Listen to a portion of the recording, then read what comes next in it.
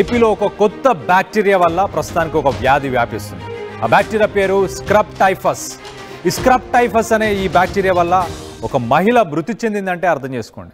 ఆసుపత్రిలో చికిత్స పొందుతూ మృతి చెందింది రాజేశ్వరి. మనం ఆ ఫోటోలో చూడొచ్చు. తను చనిపోయింది. రాష్ట్ర వ్యాప్తంగా ప్రస్తుతానికి ఈ బ్యాక్టీరియా వ్యాపిస్తుంది.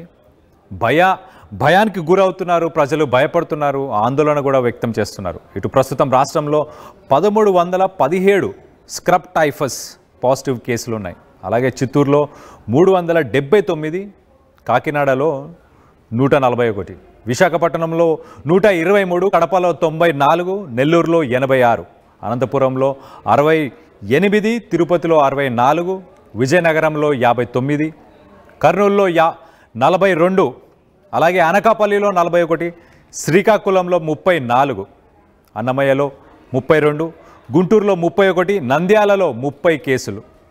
నల్లి లాంటి కీటకం కుట్టడం వల్ల వ్యాపిస్తుంది ఈ వ్యాధి అని చెప్పుకొస్తున్నారు. జ్వరం, వాంతులు, అలాగే అలసట, దగ్గు, వ్యాధి ఇలాంటి లక్షణాలు ఉంటున్నాయి. సో మొత్తం మీద ఈ స్క్రబ్ టైఫస్ ప్రస్తుతానికి ఆంధ్రప్రదేశ్కి సంబంధించిన 26 జిల్లాల్లో దీనికి సంబంధించిన కేసెస్ ప్రస్తుతానికి రిపోర్ట్ అయ్యాయి.